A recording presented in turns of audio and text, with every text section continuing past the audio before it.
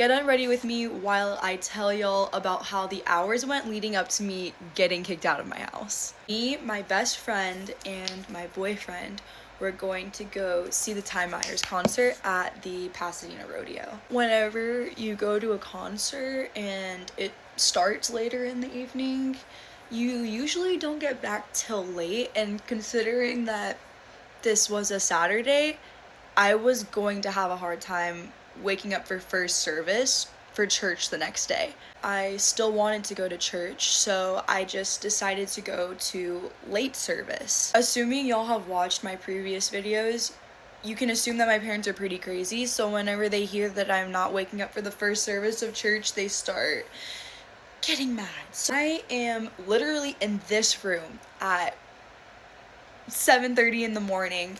I sleep through my alarm. Then all of a sudden, I start hearing this ding on my phone. So I couldn't wake up to my alarm, but I hear all these dings on my phone. I'm like, I know that ain't my alarm. What do you know? My mom. She's texting me and she's like, why aren't you at church right now? And she was like, you know you're supposed to go to church. And I was like, whoa, whoa, whoa, whoa, whoa.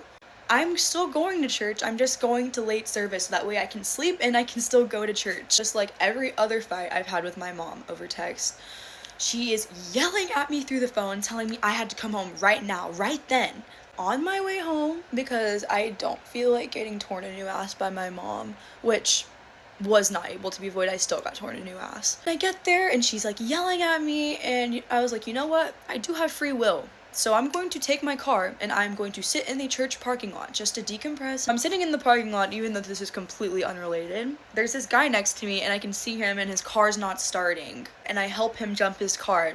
Keep in mind, I've already been having a hectic morning, but you know what? I was like, you know what? Fuck it, we ball. Everything's good, you know? Like, I go to church, turn my phone on silent. Like, I'm not bothered by my texts. My mom ain't gonna show up to church, that's for sure. But she will show up to Starbucks after a church. So I go to Starbucks after church. I see her sitting in the parking lot. She's banging on the window, kind of like yelling at me to show her who's on the phone with me. I show her, it's literally my father. I was just on the phone with my dad, kind of venting to him about how my mom's crazy, which doesn't make any sense because he is equally as crazy. So after my mom decides she's done banging on the window of my car, I go home and she goes to work. I invite my friend over, which is probably a stupid idea considering my parents were already mad, but I wanted something to just get my mind off of what I'd just been through. I invite my best friend over and we're making mums for homecoming. It gets later in the evening and my mom comes home from work. She sees me in there making my mom and my friend there, and somehow this makes her very angry. Now this is when shit started going down. My mom was throwing Amazon packages everywhere because she was so angry that I was doing nothing pretty much, I guess preparing for homecoming, God forbid. She started yelling at me and I was like, you know, I take it like usual, like I'm used to this. This is just an everyday phenomenon for me. This is what I'm not okay with. She starts yelling at my friend, telling her how she's a bad influence on me. She's the reason that I'm like becoming a bad kid. I don't really know what I did, but apparently I was terrible for going out 2 days in a row. By going out, I mean going to a concert, then staying in the next day with my friends. And of course, you know, that's whenever I step in and I'm like, look, you can talk shit to me, you can talk shit to my face, but you will not talk to my best friend like that. Ever. I tell her this, and then she starts getting in my face, you know, like pointing at me, getting like really like aggressive, and I was like, I would move back if I were you, like I'm not trying to get into anything physical. And she starts grabbing me and like holding me and like trying to like yell in my face. My best friend's here. She's the first person, God bless her soul, to see all of this happen to me. None of my friends have, not my boyfriend, not anybody at this time, not even my own family. So when she goes home after this, she tells her mom obviously everything that's happened. They're genuinely concerned about my safety, and so they call in for a welfare check. While waiting on the police to get there, her mom, my best friend's mom, is calling my mom and she's asking her if I'm okay. Not trying to start anything, just asking if I'm okay. And what my mom starts going off about is saying how my best friend's mom is a bad Catholic. She's a bad Christian. Like she doesn't know how to raise her child, even though she just called to check up on me, making sure that I'm safe. Then the police show up. Like and follow to hear about how I never came home after that. I just remembered this insane first date story with a guy that I almost dated, so get ready with me while I tell you about it. Okay, so my best friend was going to this dance, and I wanted to go, and she wanted me to go because she'd never met the guy that she was going with and needed some support. So obviously I was like, girl, I'm coming with you. So I got set up with this random guy. I'd only ever seen a photo of him, never talked to him, nothing. Basically, he gets my number and texts me and asks me what I want to drink for the night because we're gonna split a drink. And I replied and I told him that I wasn't picky, but I prefer apple juice. I thought he was gonna get apple juice. I pull up to the function later that night and I can't find him, and his friends were like, okay, I'll go find him for you, like, don't worry about it. At this point I'm kind of just like, you know what, you really don't actually need to do that. Long story short, I find him. He brought the most masculine drink known to man, aka tomato juice, if you're picking up what I'm putting down. I've never had the tomato juice before, so I was like, okay, I'll give it a try, see if I like it. I hated it. It was disgusting, so I didn't drink it. In person, this guy was nice. He's pretty cute, low-key. I was vibing with it. We had a decent amount of stuff in common, but it was until later in the night when I realized that he drank the entire thing of tomato juice. So if you're picking up what I'm putting down, this is not good. I lose him. Yep, he's gone. He disappears, and I'm like, wow, where did he go? Basically 10 minutes go by, and I find him on the front porch, on a couch, with his eyes closed. He has drool all over. I like wake him up and I'm like, hey, like, are you okay? Do you need some help? And he was like, no, I'm good. Like, I'm good. So I go find my best friend because I really just didn't want to take part in that. A couple minutes go by. I'm like, okay, I should probably go check on him again. I go to try and find him. I can't. And I go up to his friend, have you seen him? And he's like, oh yeah, we just stuck him in an Uber and sent him home. So I'm at this dance by myself, basically.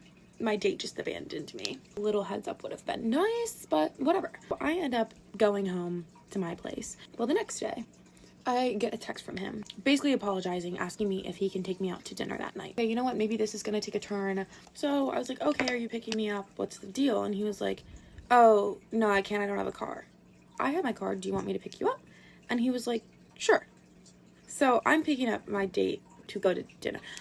Yeah. We get to the place, we had dinner, it was fine, and he paid for my food. I ended up driving him home, dropping him off. Or maybe he's just had a bad night when we first met, like no big deal at all. So then the next day, he texts me and asks me if I want to come over to his place later and watch a movie. Netflix and chill on the second date? I don't know how I feel about that, but we're gonna go anyway. I have to drive myself over there later that night. We sit in the living room, and he's literally side by side with me on the couch, and I'm like, okay. Is this the vibe we're going for? I'm a little confused. I don't get it. So he puts on a horror movie, and I love me a good horror movie. But this is when it goes very far downhill. Yeah, come back for part 2.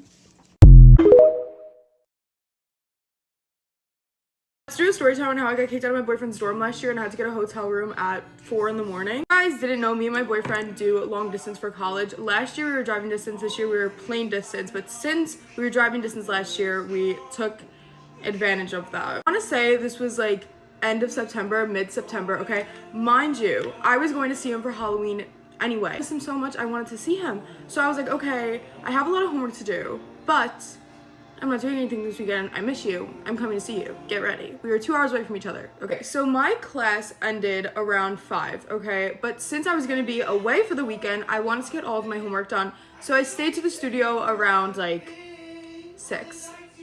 Like not that long, but somehow I finished all my work. I packed the day before too because I was like, I might want to see him, might not. Let me be prepared, okay? So I was ready to go. I finished my homework. I run back to my dorm room. I start putting on makeup because obviously I haven't seen him in a few weeks. I want to look great. I go, I leave, I put it in the school and I go. It says 2 hours to get there. It was honestly such an easy ride. It was literally just like straight, not a bad drive, okay? So I was feeling great. I started getting butterflies. I was like so excited.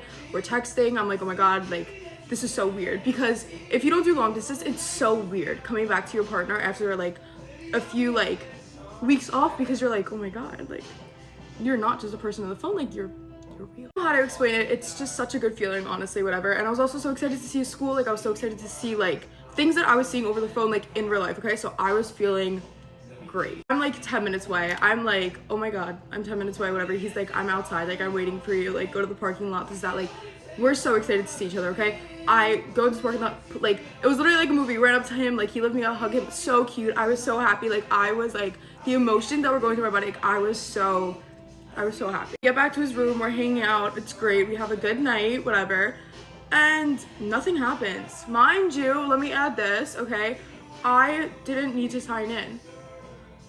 so I thought. Like, normally you need to put your name down, all of this stuff, okay? But this, I didn't need to do it, okay? I didn't do it. Also add that I have went to the bathroom multiple times while we were hanging out, okay?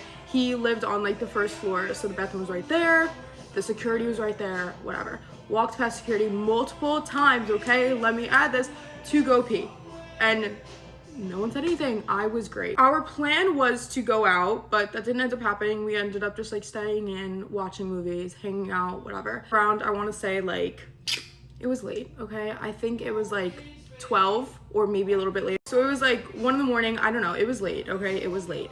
And I had to go to the bathroom. So I was like, Aiden, I'm running to the bathroom fast, like whatever. I will be right back, whatever. He was like, oh, I'll just come with you, like, and then we'll go to bed. And I was like, okay, period. As I'm walking to the bathroom, there's this female security guard standing there, and she's staring at me. And when I say staring at me, I have never felt more intimidated in my whole entire life. I'm outside the door waiting for him, and I peek out, and she's staring. And she goes, ma'am. And I turn around, and I was like, hi, like, how are you? And she was like, do you go here?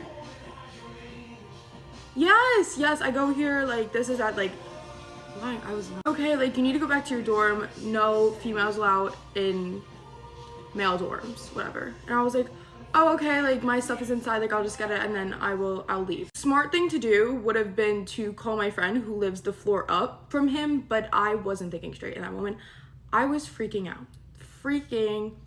out, okay, because it's like 2 in the morning. I'm about to get kicked out and I have nowhere to go. To freak out as one would do, okay? And Aiden and his roommate are like, Sally, you're not going anywhere. Like, where would you go? Like, you're 2 hours away from here. This is that, the other thing. And I was like, okay.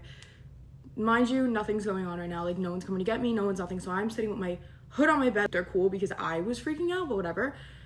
All of a sudden, an alarm goes off. Like, it's a tiny alarm, but I hear it because I'm so hyper aware of what's going on. And then some keys are jangling. So I was like, holy shit. And someone started banging on the door. And I was like, great. And Aiden and his roommate answer the door. And he's like, is there a female in here? And they're like, what are you talking about? This is that, the other thing. I don't even know what he said. Then he opens up the door. He sees me sitting on the bed. And he was like, do you go here? I was like, yeah, I go here. Like, whatever. I'm just staying in his dorm. Like, this is my boyfriend. Like, this is that, the other thing. He's like, okay, what building are you from? What's your name? What's your student ID? I'll escort you there. I said, sir, I don't go here.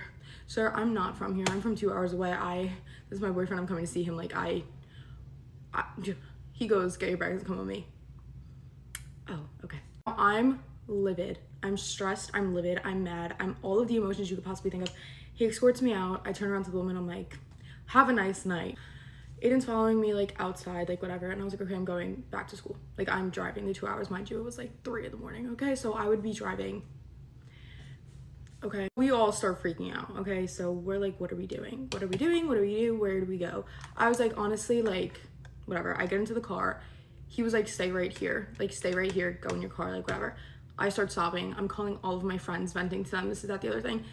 He was like, we're sleeping in your car and then we'll figure it out in the morning. And I said, okay. So he runs back to his dorm room. He gets his mattress topper. He gets his pillows. He gets his sheets. He gets food, he gets water, he gets everything. It was so cute. Like, literally love him so much. Okay, and we put it in the back of the trunk. I literally have pictures. It's so funny. Okay, and we're laying there. It's comfy, it's great, but it's so hot. Okay, because I had to shut off my car or I would have ran out of gas. Hello. We're calling everyone, or he's calling everybody he can possibly think of to maybe, like, I can stay there, like, this is that, the other thing. No one's around. Literally nobody was around. I don't know where everyone was at 3 in the morning, but no one was around. Okay, so we called my parents and they were like, get a hotel.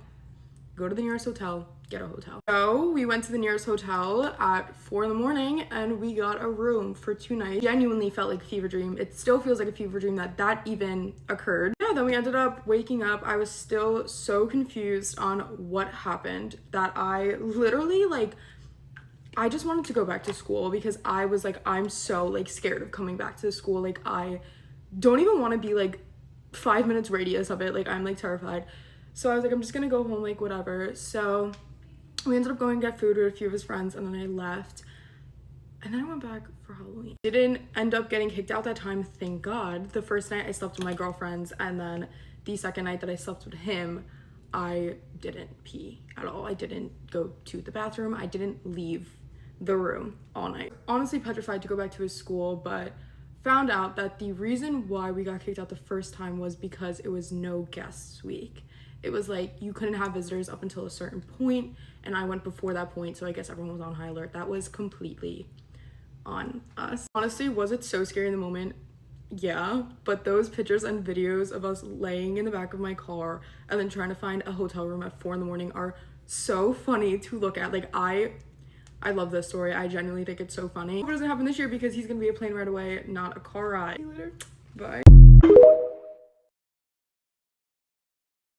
Oh no, the short bus is coming for you. Very picky about the underwear we would wear. Write me a 3,000-word essay. Get ready with me while I tell you about the worst job I've ever had. This story starts back when I was in high school. I was homeschooled and went to a technical high school. So instead of taking electives, I went to a school to learn dentistry. It was a 4-year program, so freshman to senior year. And in your senior year, you had the option to do co-op. Co-op is where you were able to actually go out and get a job. You would go to your regular classes in the morning and then your job in the afternoon. So the summer of my junior into my senior year, I started working at a dental office.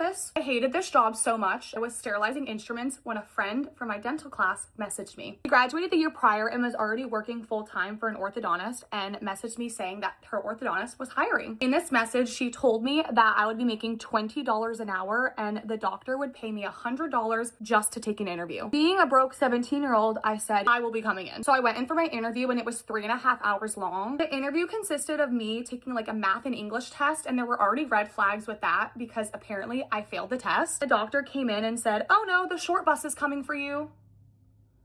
Which I of course thought was weird, but he was really old, so I just kind of assumed that that was just old people humor and I kind of brushed it off. Moving forward, I ended up getting offered the job and started. After starting this job, I already noticed that like I might not be in love with it. The girls were not nice and there were just a lot of weird things happening. Let me explain to you what our uniforms looked like. We didn't wear what you would normally see at a dental or orthodontic office, being scrubs. We would wear button-down Land's End shirts with white pants, but that wasn't the weird part. The weird part was what we had to wear under our clothing. The doctor was very picky about the underwear we would wear because we were wearing white pants. If you were wearing a thong that was like colorful, you would be able to see it when you bent over. So we had to wear white granny panties, and if you would bend over and there were no white lines showing, the doctor wouldn't approach you, but he would send his little minion that worked there for like decades to come and tell you, which is really weird. And then we had to wear a knee-high sock and an ankle sock. I didn't think this was weird just because if you were to cross your legs, your pants would ride up, and he didn't want that skin in between your sock and your pant leg to show. So the knee-high socks were really just there to make sure that none of your leg skin was showing because that would be inappropriate. He just wanted you to be covered up, so I totally understand that. But I forgot to mention that when I started, I definitely noticed that he would lean towards hiring specific looking women, young, white, and blonde. Another thing was that he gave me a free Audi to drive. He had a few of these Audis that had his logo on the side of it, and I personally thought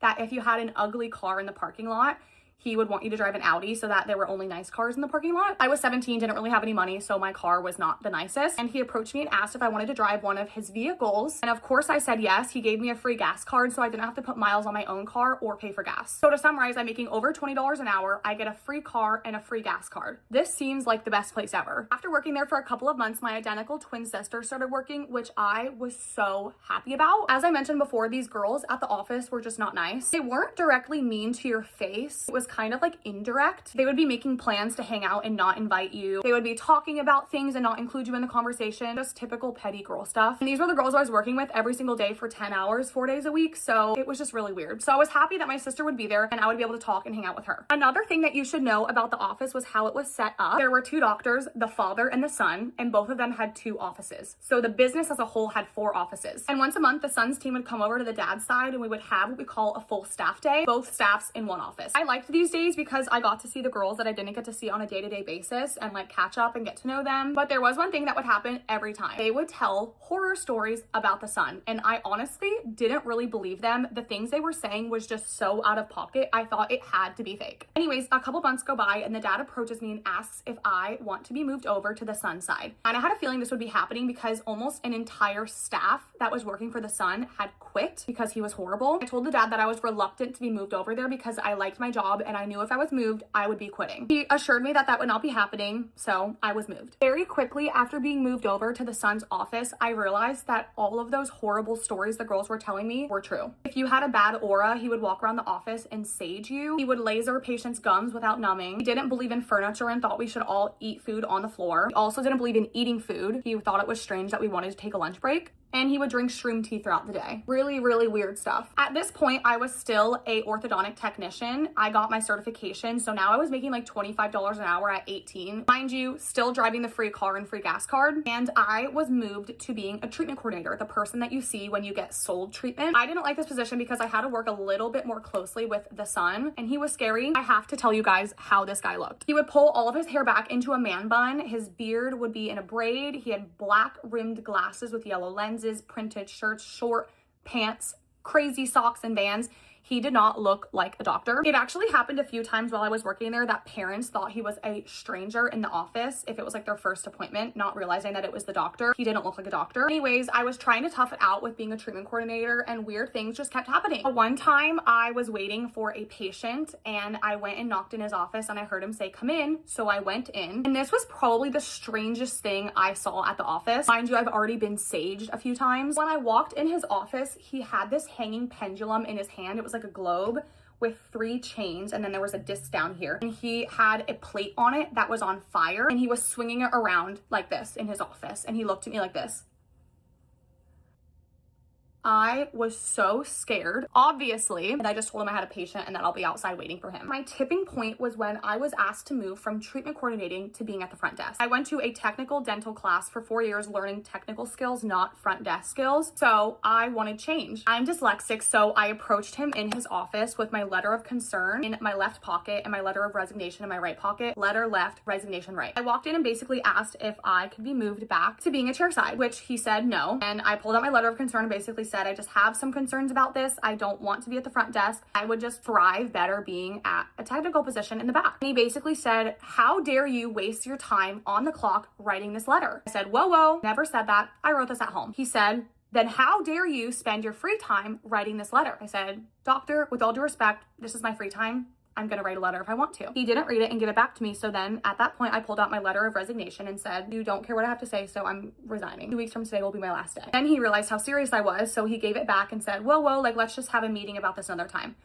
I remember that I was moved back to treatment coordinating for a little bit, in which I approached him again saying, "I'm not happy with this." And he looked at me and said, "Your 4 years of dental training was such a waste of time. It is not important. You need to let it go. You are a treatment coordinator now." Of course, when someone's telling you that the time you've invested in your education is worthless, I start to cry. And he corners me as I'm leaving the office in the office car and basically says, "Look how lucky you are to have this car. You better watch yourself," basically. This was nothing new. I wasn't surprised by this interaction, whatever. A couple weeks go by and I am still super unhappy, but I really didn't think anything was going to change because that's exactly what I was being told. But this was my final straw. I was finishing up for the day. I was the last girl at work. I was leaving and packing up my stuff. Every other Thursday, the son's staff would end at 2 p.m. and the dad's staff would end at 5. So us girls on the son's side would drive to the dad's office just to finish up if we had any emails or anything else to do. I was the last girl in the office this day, and when I went to leave, already clocked out, had all my stuff in hand, the son ran up and blocked the door as I was leaving. And I said, "Oh, hey, doctor, I'm just heading out. I'm going to your dad's office." And he said to me, "Did you write your patient letters?" We had to write these letters to patients every week, basically explaining how happy we were to see them, those kind of things. I was working at the front desk still at this point, so I said to him, "No, I didn't write a letter. I think it's weird if I write a letter to someone saying, 'Hi, I'm so happy I got to check you in this week.' If I got that letter, I would be like, what the heck?" He said to me, "No, you still have to write them." And I said, "Okay, I will write them when I get to your dad's office." He said, "No, you're not. You're lying to me. You are going to go back into the records room right now and write your letters." 18 years old, alone in a big office with a man. I said, "Okay." I went back there, did not clock back in because the clock-in station was like near where he was. And I sat back there for an hour unpaid writing letters to patients saying how happy I was to check them in. So stupid. I'm already so flustered. I grab my stuff and I finally leave and go to the dad's office, and I asked to meet with him in his office, like in his personal office. And I sit down with him and I say, "Time has come where I want to quit. I told you this was going to happen. You told me that it wouldn't, and look where we are now. I said, I love this office. I like the money I make. I like the car I drive. I like you as a person, but your son's horrible and I cannot keep doing this. I brought a piece of paper in there with me that outlined all of the reasons why I wanted to quit so that he couldn't make me look crazy. Some of them being that the son asked me to walk clockwise instead of counterclockwise, and the office was in a circle, so that just threw me off. He was withholding my Christmas bonus, the fact that he cornered me before I came here, the way he would speak to me, saging me, judging me, just all those things. I was talking to a robot. He would not stop saying,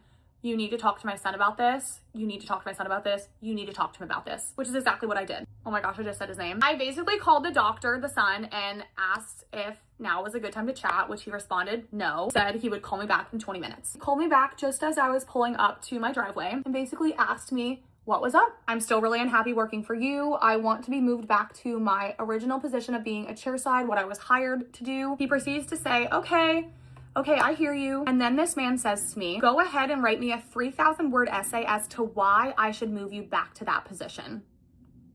I was flabbergasted. I said, that's not gonna happen. You can take this as my verbal resignation. He said to me, okay, put it in writing in an email and CC me. And then we hung up. I never spoke to him again. I returned the car to the dad's house. I had no idea what I was going to do at that point, but I had never felt more free. I started college, which I quickly found out was just not my path. So I withdrew from college, and at that point, I got a DM from another girl asking if I wanted to work for her orthodontist. I know I should have gotten some red flags like, Brooke, the last time this happened, you started working for the worst people ever. But God was telling me that this situation would play out differently, and it did just that. The craziest part was that all of the girls that had quit this first doctor's office had gone and started working for this new doctor. So all of these girls knew all of the horror stories and totally understood where I was coming from, and they were nice people. But that is the story of the worst job I have ever had. Thanks for listening to me rant for forever. A few things I forgot to mention was that there was one incident after I left where the son punched the dad in the face and actually got fired, but he has since been rehired, and to my knowledge is still working at the office. Love you.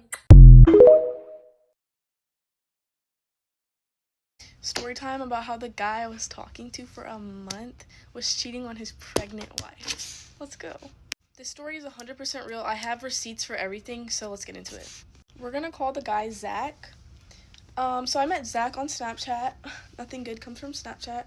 He slid up on one of my stories, I think, or one of my posts on Snapchat, and was like, you're fine, or something stupid. I know what you're thinking. You're like, Bella, you look mad young. Like, how old is this guy if he has a whole wife and who's pregnant, you know? So I was 18 during this time. This happened last year. And he was 8 years older than me. So he was 26. I just want to say I'm very mature for my age, so younger guys just don't really cut it for me. My own mother even told me that I should date guys that are older than me because the ones my age are apparently so are the older ones.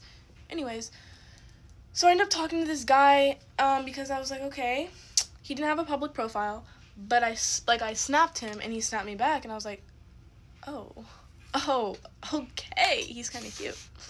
So that caught my eye or whatever, and so we started talking for, I'm gonna say, like a week, because I don't really give out my phone number like that. I never ever gave out my phone number to anyone on Snapchat except like 2 people, okay, and he was one of them.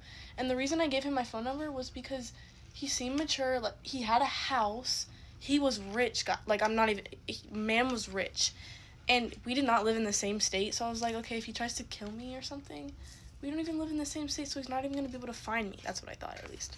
And if you saw my last story time, I am not stupid. Like, I have insanely good survival instincts. So I just want to put that out there. So, yeah, so he is like, can I have your number? I'm like, sure. Like, this is a week or 2 of us talking. I finally give him my number because I don't really use Snapchat like that. So we start texting.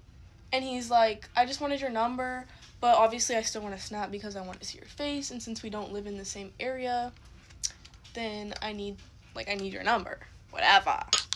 I forgot to mention, he owns a farm. He owns a bunch of land, and his farm sells whatever. I don't really care. But, yeah, so he would text me at, like, 6 in the morning because he has to go out and, like, feed his cattle and do whatever farm people do. And I had to be up early anyways because some days on work I actually worked at like 7:30. So even though I wasn't up at 6 o'clock when he was up, I was still up fairly early on most of the days we were texting. So keep that in mind. So anyways, we were texting and he's like, can we call? And I'd be like, can we call? Okay. It just seems legit. It's like showing me and like verifying that he's not a catfish because he wants to call. And he asked me. I didn't ask him. So we call. And this guy is really, really sweet. He seems very shy, which I really like shy guys. I also like extroverted guys, but he just seemed very kind and very sweet. And he was just kind of showering me in compliments. Like, he was like, Bella, you're genuinely so gorgeous.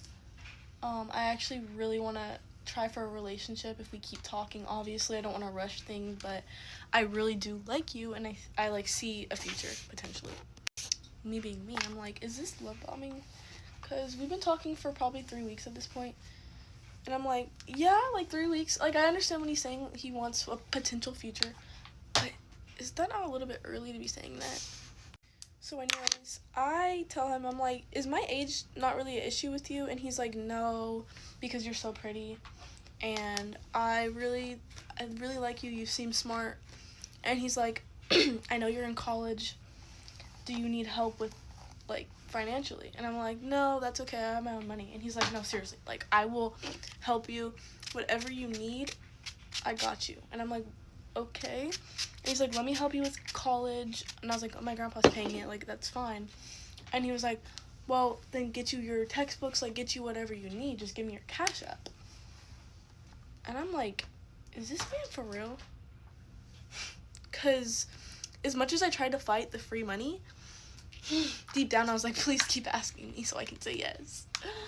Even though I'm not like a money person, like I don't care about money, but like if somebody's gonna offer you free money, and especially because I'm a college student, I was like, okay, shoot. So anyways, I give him my Cash App. He's like, how much do you want? And I'm like, I don't know, $100? He's like, no, like you can say any amount and I'll give it to you. What? What? Anyway, so James ends up sending me $200, even though I only asked for $100, because I was like, I'm not gonna ask for like a lot of money. I feel like that's actually rude, and I'm not like that type of girl. I'm not a gold digger. So I asked for $100. He sends me $200, and I'm like, I texted him. I was like, did you mean to send me $200? And he's like, yeah, I could have sent you more, but you seem like you don't really want it. And I was like, oh my gosh, thank you so much. This is actually going to help a lot. And he was like, I know, baby, I know. And I was like, baby. And this is the part of the story where it starts to like transform into kind of weird vibes. What do I mean by this? I mean, as in, Zach started to get like, I want to say, inappropriate with me.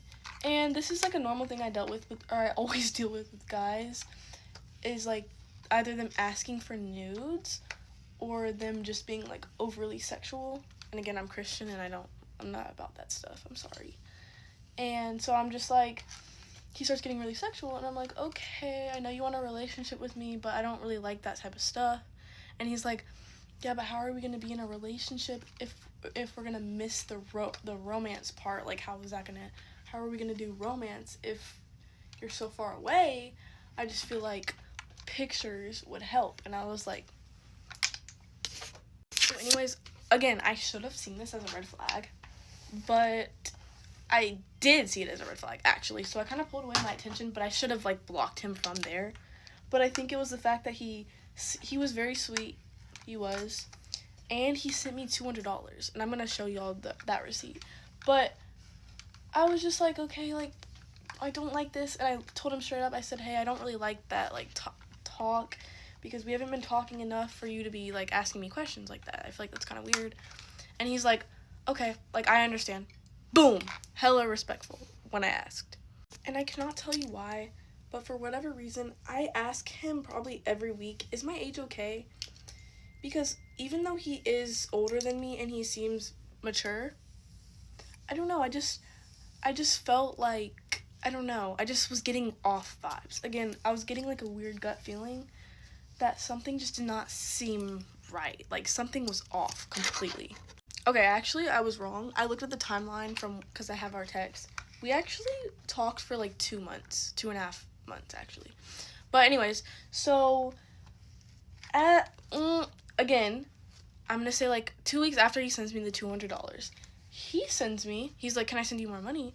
Do you need help with anything? And I'm like, no, that's okay. Again, he keeps asking, and he's like, Bella, like, I told you I'm gonna take care of you. Boom, Cash Apps me $200 like that. for a total of $400 so far within 3 weeks. Again, I'm like, okay. In my head, I'm like, wait, maybe he really does like me, because why is he sending me money? Like, and he has money, I know he does. But he's sending me money like it's nothing, which I thought was insane. Like, you literally just sending me money like it's nothing. And he's like, I'm going to take care of you. And then he starts asking me, he's like, can we plan our trip? And mind you, at this point, I've already been on FaceTime with him while he was doing, like, work. So I know what he looks like. I know what he sounds like. I've seen him. We've talked. So I know he's a real person. I know I'm not about to get catfished. Like, I know he's real. I have his number. The Cash App he sent me was his name on Snap. So I'm like, okay, he's a real dude. Like, I know he is. But then he starts keep asking about the vacation, and then at this point, he starts asking again for nudes. And I'm like, no. And he's like, well, I have a surprise for you. And I'm like thinking, is he going to send me more money? He snaps me. And when I open this snap, I'm at dinner with my family. I think it was one of my family members' birthdays. I open the snap. It's a...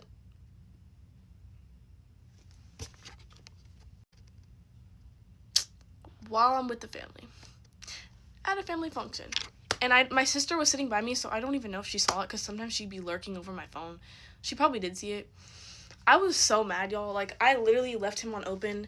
I literally ghosted him for 3 days, because I was like, I literally said I don't like that type of stuff. What are you doing?